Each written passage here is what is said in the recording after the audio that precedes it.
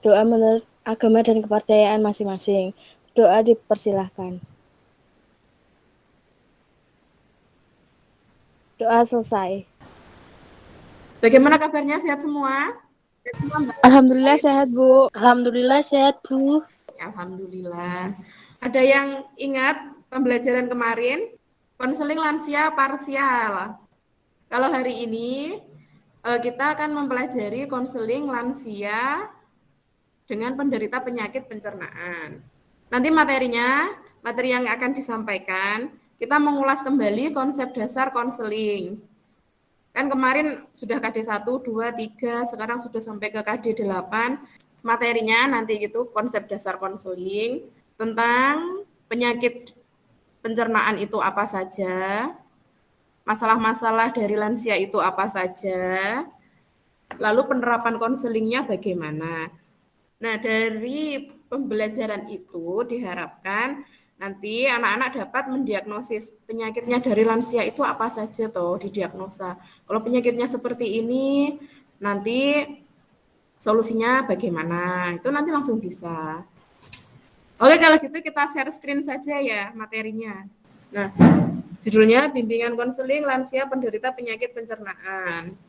Nah, pengertian bimbingan konseling adalah program pemberian bantuan yang disediakan oleh apa? Oleh seorang profesional untuk membantu individu atau konseli yang membutuhkan bantuan dalam menyelesaikan masalah. Lansia itu dikategorikan seseorang yang memasuki usia 60 tahun, seiring menua usia, fungsi tubuh atau fungsi organ juga akan menurun, termasuk saluran cernanya. Nah, masalah ekonomi kemarin sudah kita bahas. Kita bisa melakukan dengan apa? Kegiatan apa kemarin itu? Memberi pelatihan agar ekonominya dari lansia tersebut meningkat, terutama bagi lansia yang tidak punya pensiunan. Lalu masalah sosial. Masalah sosial biasanya lansia itu menutup diri dari lingkungan karena merasa, oh saya sudah tidak bekerja lagi, saya sudah kesehatan saya menurun, seperti itu. Masalah psikososial, masalah psikis lah terutama, dari pikiran. Lalu masalah kesehatan. Masalah kesehatan kemarin di materi lansia parsial, itu juga sudah kita bahas. Nah, masalah pencernaan pada lansia. Ya, saya memberi contohnya dari 3 ini ya, sembelit atau konstipasi. Ya, divertikulosis itu ketika kantong kecil di lapisan usus besar itu terjadi masalah, menonjol di sepanjang dinding usus. Lalu yang GERD, gastroesophageal reflux disease. Mungkin ada yang mau menjelaskan? Ada yang tahu setelah membaca bahan ajarnya? Apa tuh bahasanya? Gastro yaitulah adalah gangguan yang paling umum dialami lansia. Meski tak menutup kemungkinan orang-orang dari segala usia bisa terkena. GERD terjadi ketika asam lambung naik ke kerongkongan sehingga menyebabkan mulas. Ya, itu hampir sama dengan apa bedanya dengan lambung? Dengan MAH. Ada yang tahu? Atau mungkin itu sama saja? Bagaimana pendapat anak-anak soal itu? Intinya sama saja ya, Bu. Sama mah. Oh, sama-sama penyakit pencernaannya gitu ya? Iya, Bu, benar. Ya, kalau ada yang berpendapat lain, ya kalau lambung itu mungkin masih masalah di awal. Kalau GERD itu sudah sampai ke dalam. Intinya tingkat sakitnya itu lebih tinggian dari GERD seperti itu. Menjaga kesehatan pencernaan lansia. Caranya bagaimana? Itu kan tidak mengkonsumsi makanan pedas. Nah, ini ada sedikit contoh untuk menu makan bagi lansia. Mengandung sumber vitamin, mineral, protein, karbohidrat, serta lemak. Nah, ini sehat dari kacang-kacangan. Kacang-kacangan seperti apa? Mungkin seperti kacang almond, kacang hijau. Ini alpukat. Alpukat itu juga mengandung serat dan lemak yang baik. Atau ikan. Berbanyak makan buah dan sayuran. Kan yang banyak seratnya ya, terutama bagi penderita pencernaan itu biar tidak terjadi konstipasi, biar lancar ke belakangnya. Ya, nomor 1 ini rutin minum air putih untuk siapa saja, tidak hanya untuk yang sakit pencernaan. Bagaimana anak-anak? Ada yang mau mengungkapkan pendapatnya? Menurut saya untuk dalam sumber vitamin tersebut itu harus mengonsumsi banyak-banyak mineral, protein, karbohidrat, serta lemak yang bagus, Bu. Yang kaya serat juga. Contoh dari lemak yang seperti itu apa? Bisa mengonsumsi ikan, eh, bentar.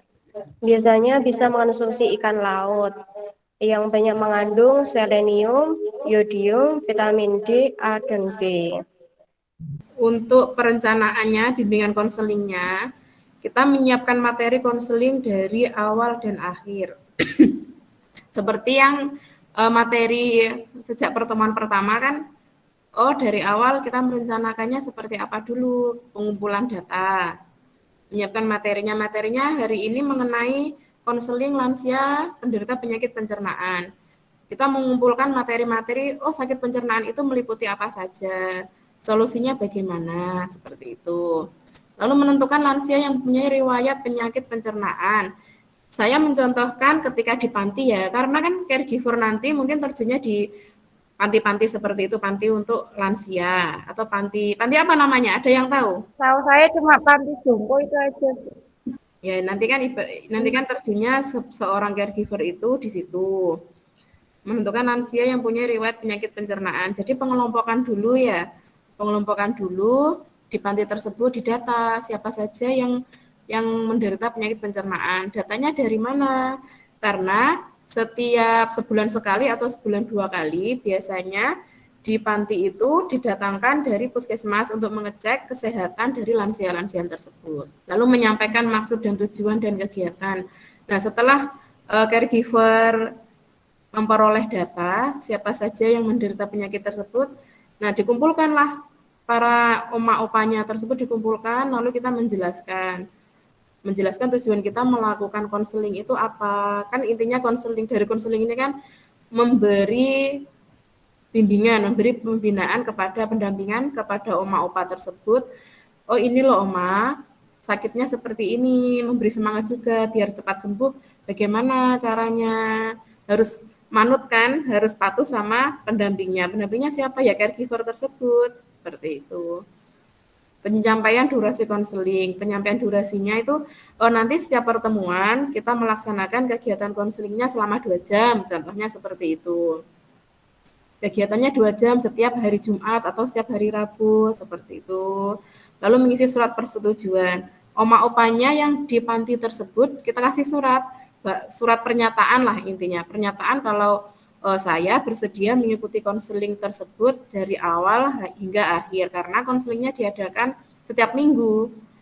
Setiap minggu itu kita lihat dari konseling pertama, konseling kedua, kira-kira oma-opanya itu ada progres enggak, melaksanakan enggak saran-saran dari kita seperti itu.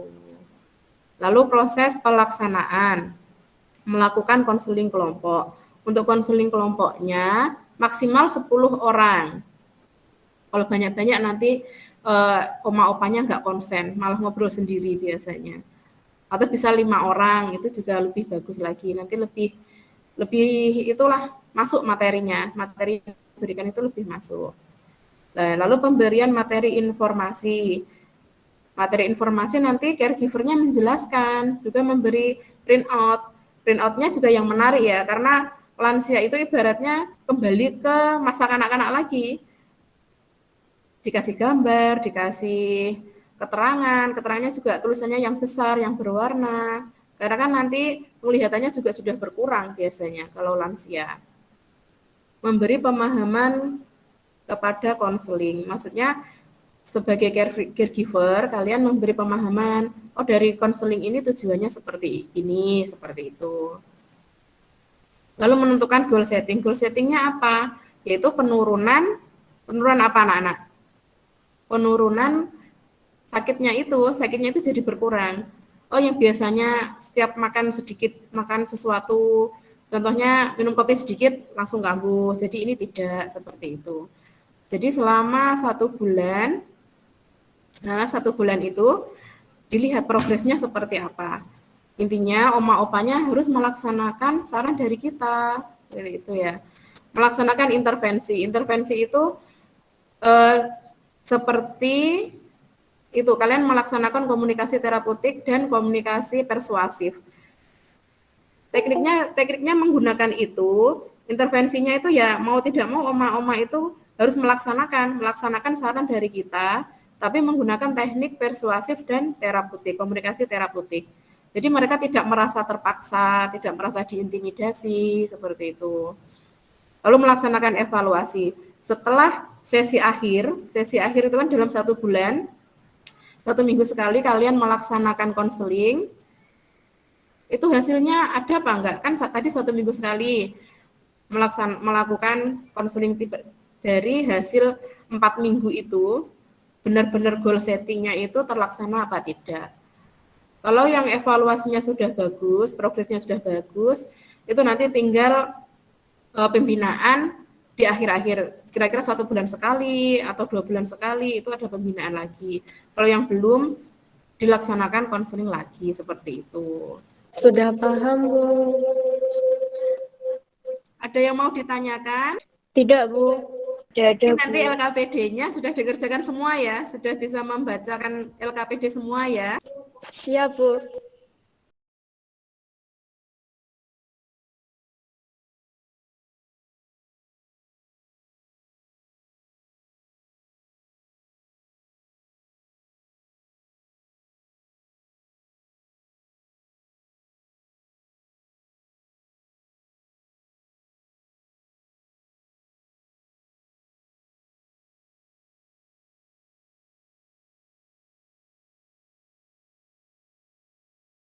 Bagaimana menurut kalian mengenai PPT tadi yang setelah kalian simak tadi?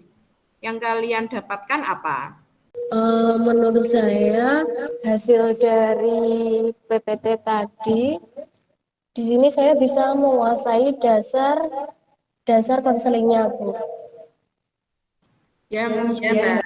Memang yang utama harus menguasai dasar-dasar konselingnya dulu untuk bisa melaksanakan program konseling.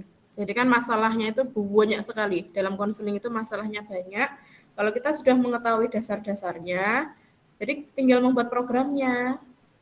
Terutama tadi ya, role playing-nya. Role playing itu sangat berperan penting agar kalian tuh lebih expert nanti ketika terjun ke lapangan. Karena apa? Karena sekarang kalian usianya masih berapa? Baru 16 tahun. Nah, gini ya. Kalian masih baru 16 tahun. Materi kita tentang konseling lansia. Bagaimana seorang anak usia 16 tahun bisa membujuk, memberitahu, memberi bimbingan kepada jarak yang sudah sejauh itu ya, dari 16 ke 60 tahun. Itu berapa tahun coba? 44 tahun. Nah, 44 tahun.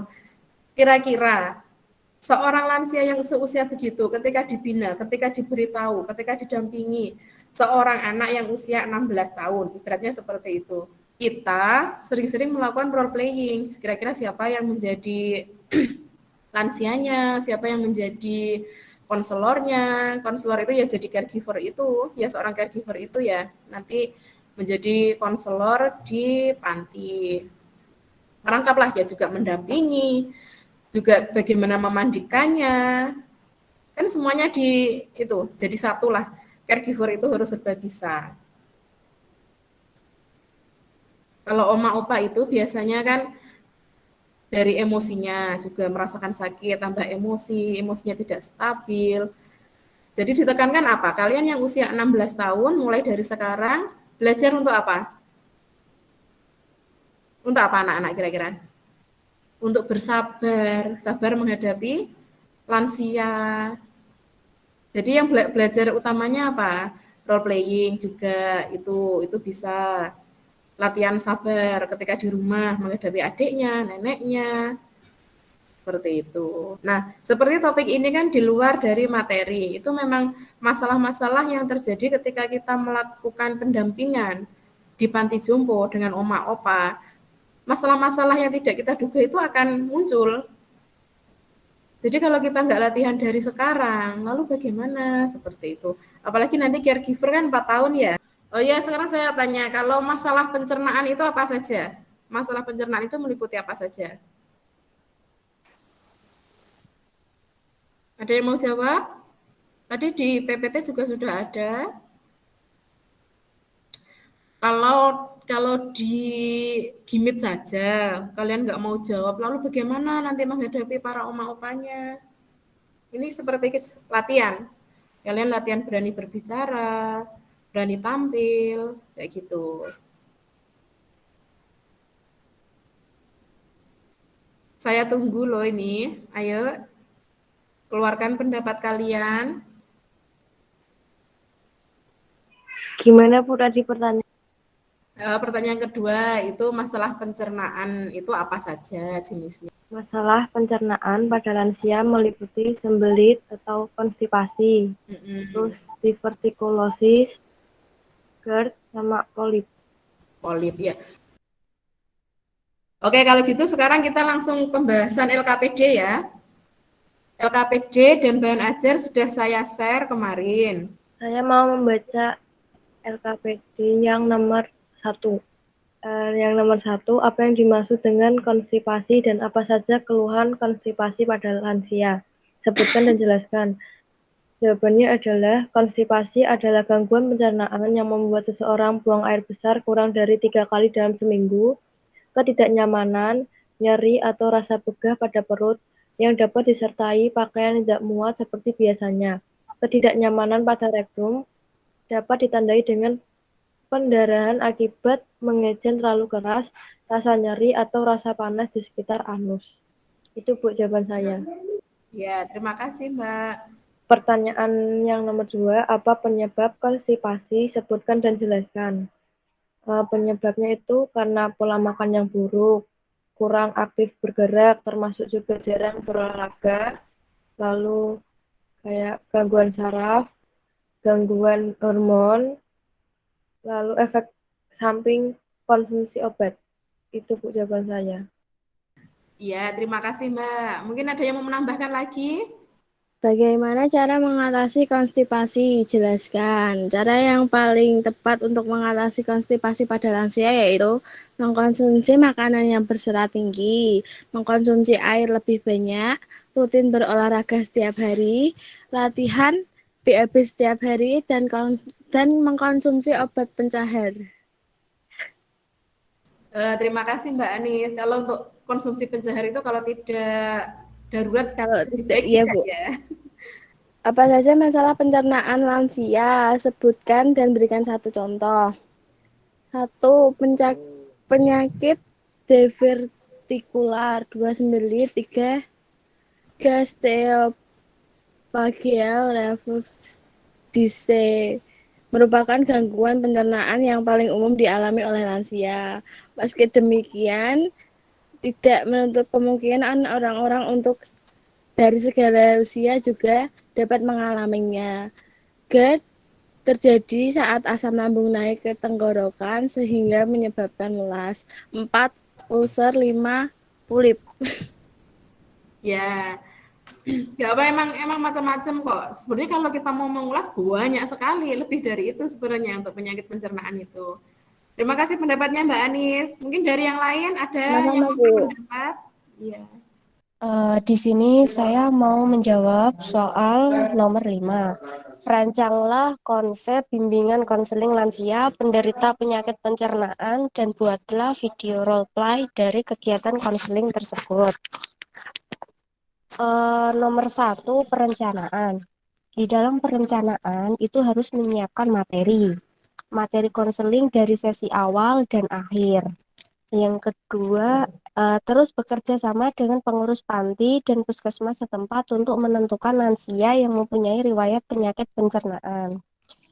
Mengadakan pertemuan awal dengan sejumlah lansia yang menderita penyakit pencernaan untuk menyampaikan maksud dan tujuan dan kegiatan.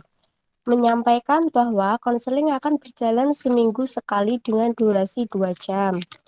membuat kontrak yang mengikat secara sosial dan moral dengan meminta lansia untuk mengisi surat persetujuan yang menunjukkan kesediaannya untuk mengikuti sesi konseling secara keseluruhan, mulai sesi pertama hingga akhir. Setelah merencanakan, yaitu ada pelaksanaan.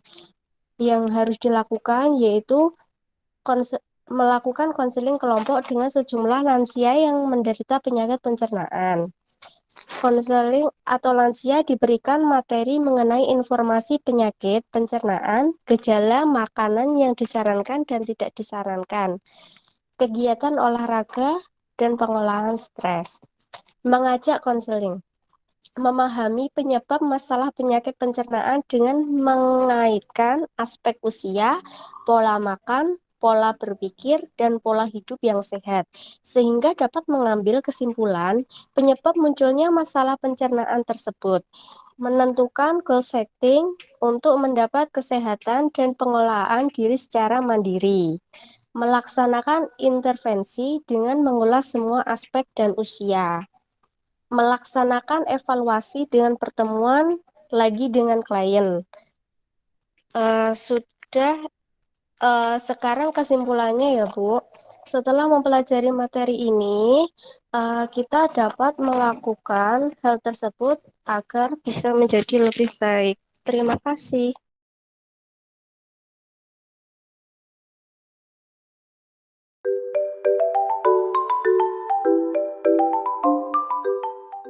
Sudah datang kabar dari puskesmasnya.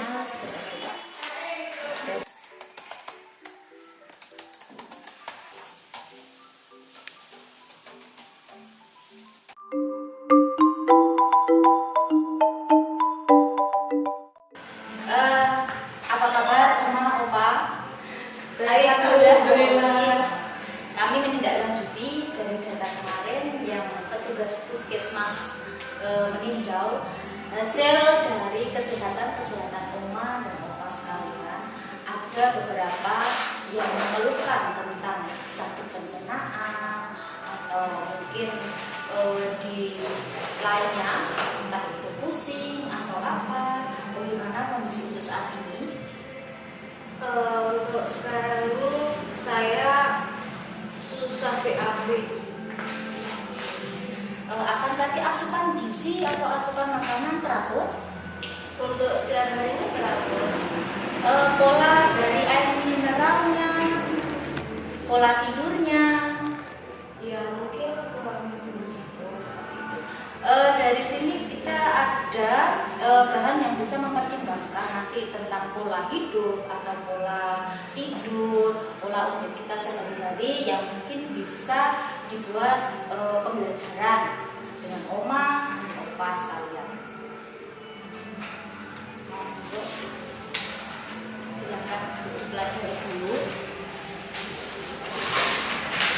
Nek kula Bu, niki kan gadah lambung. Dan niku perut kula niku kedah mual-mual terus kawin sirah niku rasane pusing. Oh, dan ini untuk bisa dipelajari. Ngeten nggih omah nggih, seumpamine kedah lambung terus pusing. Pusing itu mungkin bisa saking lambungnya itu. Jadi dari lambung mengarah nanti ke pusing. Dari situ asupan nasi harus lembut agar kadar airnya banyak. Jadi nanti pencernaan itu bisa diolah. Lanjut bisa perbanyak minum air putih hangat bisa. Atau enggak nanti Oma bisa dicoba air putih hangat tapi pakai sedikit madu. Jadi nanti itu lambung bisa terasa hangat. Jadi kalau lambung nanti hangat, tidak sampai naik ke pusing. Oh, kedah nasi lembek gitu. Jadi nanti kalau usia untuk Oma gitu, kalau nasi terlalu keras, sakitnya nanti di usus besar. Jadi nanti bisa mengakibatkan sembelit atau enggak nanti terlalu tinja itu terlalu encer, itu bisa. Dari penjelasan saya tadi, apakah ada Oma, Opa yang mungkin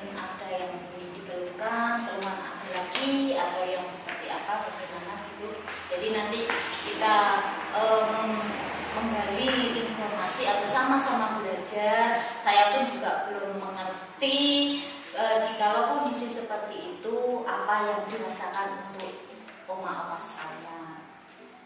Ada pertanyaan? Tidak ada, sudah cukup. Dari lansia seperti ini, usia yang memang menginjak sudah panjang, kita harapkan oma-oma sekalian dan opa tentunya selalu menjaga imun, selalu menjaga asupan makanan yang memang selalu berserat, kandungan asamnya yang tidak terlalu pedas, terlalu asam, itu nanti yang bisa menggerogoti imun dari dalam. Jadi kalau memang nanti di panti ini ada kegiatan yang positif, entah itu nanti merajut atau nanti ada kerja bakti, senam, bentengan menjauhi makanan yang tidak kurang bermanfaat bagi kita, ya semoga dilaksanakan sesuai saran saya tadi. Ini mungkin akan saya pantau 1 minggu ke depan atau mungkin 2 minggu ke depan saya akan kembali lagi mereview apakah oma dan opa sekalian mengikuti saran-saran tersebut dan apakah ada progres tersendiri dari saran tersebut. Yang semangat dalam menjaga imun agar kita tetap sehat, kita tetap bersemangat, berpositif ke depan. Semoga hidup selalu berarti. Terima kasih oma, opa. Sekian dari saya. Wah, datanya ini. Wah, oma opa, responsibility-nya bagus, positif semuanya, nggak apa-apa. Ini jadinya tinggal kita input. Oma Ria sehat, ada keluhan di pencernaan.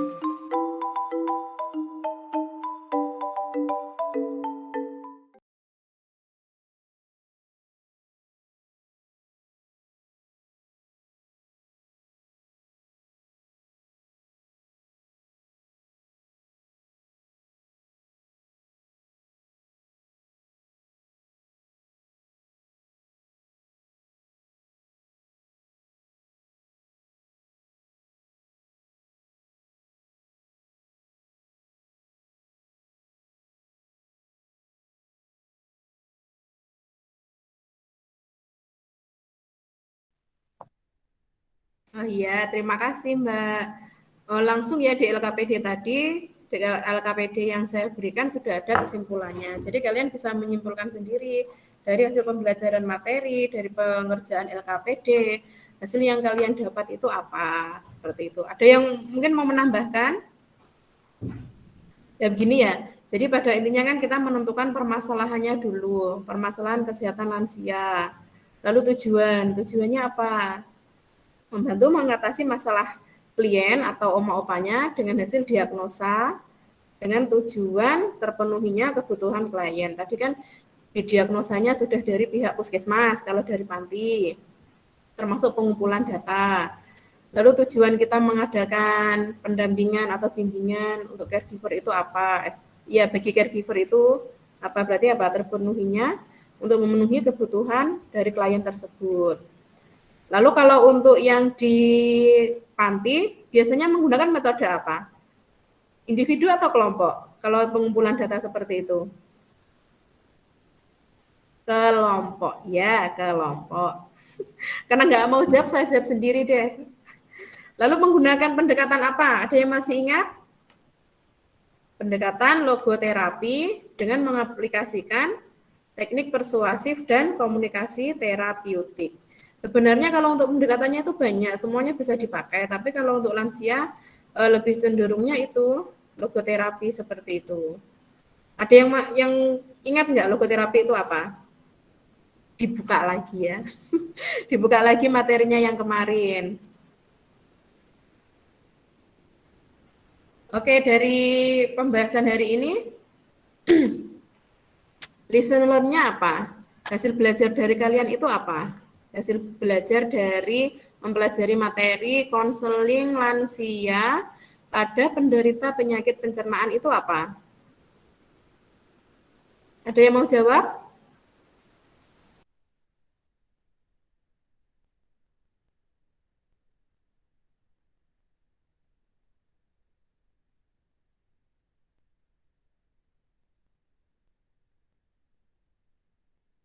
Oh iya, iya silahkan. Mbak Sasa lagi. Mbak Christine sinyalnya jelek ya, keluar masuk. Iya silahkan Mbak Sa.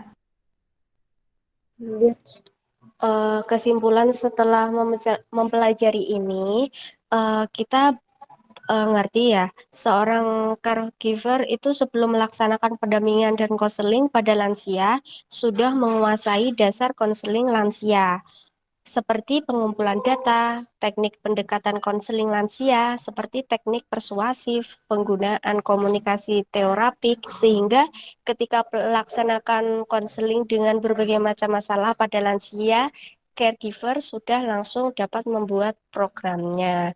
Sekian Bu kesimpulan dari saya. Terima kasih. Terima kasih. Itu pendapat dari Mbak Sasa. Kalau yang lainnya mungkin ada berpendapat lain.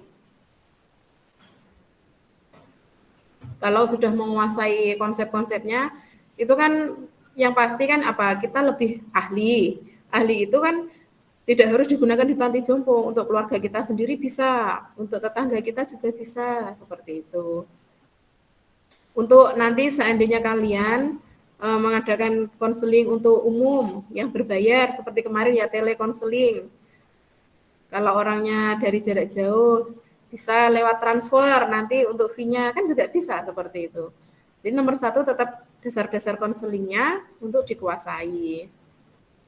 Manfaatnya sangat banyak kan, untuk diri sendiri, untuk orang lain, untuk nanti terjun di dunia kerja. Nah sebentar ya, kalau itu saya mau ngirim link Google Jambotnya. Kalian nanti nulis semua ya. Sebentar, saya pakai laptop satunya. Nah, ini bentuk dari refleksi dari pembelajaran kita hari ini. Ayo silahkan anak-anak. Ada yang sudah bisa? Nanti saya yang ngatur ya. Siapa lagi? Ayo. Tadi kita itu untuk absensinya saya kirim di Google Form di grup WhatsApp ya. Untuk penutupan silahkan yang mau memimpin doa. Oh iya, untuk minggu depan pembelajaran kita konseling lansia untuk disabilitas fisik. Jadi gimana sih konseling untuk penderita disabilitas fisik seperti atau kakinya habis patah itu kan jadi punya satu kaki seperti itu. Ayo siapa yang bantu doa? Mbak Anis bantu doa ya Mbak Anis ya? Ya, Bu. Iya. Sekarang, Bu. Iya, sekarang. Ayo teman-teman, sebelum kita mengakhiri pembelajaran hari ini, berdoa menurut agama dan kepercayaan masing-masing. Doa dipersilahkan. Doa selesai. Terima kasih. Terima kasih anak-anak untuk waktunya hari ini. Sampai jumpa minggu depan. Ya, Bu, Assalamualaikum sama-sama. warahmatullahi wabarakatuh. Waalaikumsalam warahmatullahi wabarakatuh. Ya, Bu.